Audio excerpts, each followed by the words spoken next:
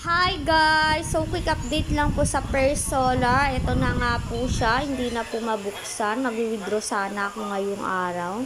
Pero hindi na po siya mabuksan. Nakalagay na po is web server is down. So yan po ang update. Wala na po sa Persolar. So pang 15 days na sana niya ngayon. So 14 days lang yung inabot ni Persolar.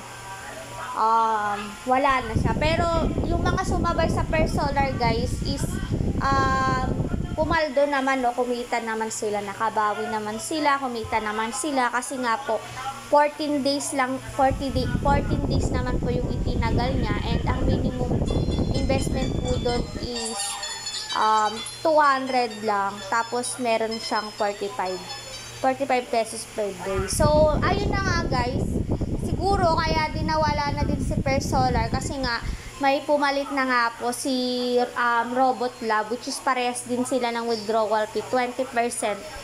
Then same lang din sila ng kitaan, no? So yung 200 pesos makikita din ng 45 pesos per day. So yung mga sumabay sa Robot Lab, pang 2 days na din si Robot Lab, no? So ayun, papaldo din yun kasi nga same din sila ni Persolar, no? So, yun na nga po, may kapalit na si Persolar, which is si Robot Lab. Na-vlog ko din po yun. So,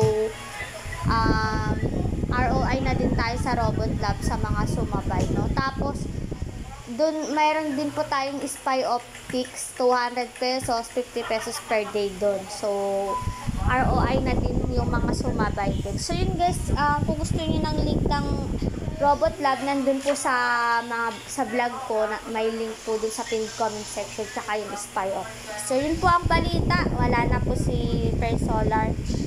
So, talo po yung mga nahuli, kaya dapat po sinasabayan natin yung mga bagong application para pumaldo tayo. Nga pala guys, reminder, wag po muna kayong mag-i-invest sa Barclays kasi nga po, ang tagal ng withdraw. So, kagabi lang yung nag-launch, pero ba't ang tagal ng withdraw? Kasi sa Christmas investment list, wag na rin po kayo mag-invest kasi nga po hindi rin maka-withdraw. Sa Symantec, naging 500 pesos na yung minimum withdraw doon. So, yun, wag na po kayo mag-i-invest doon. So, yun guys, thank you for watching and please subscribe to my channel for more videos and for more updates. Bye-bye!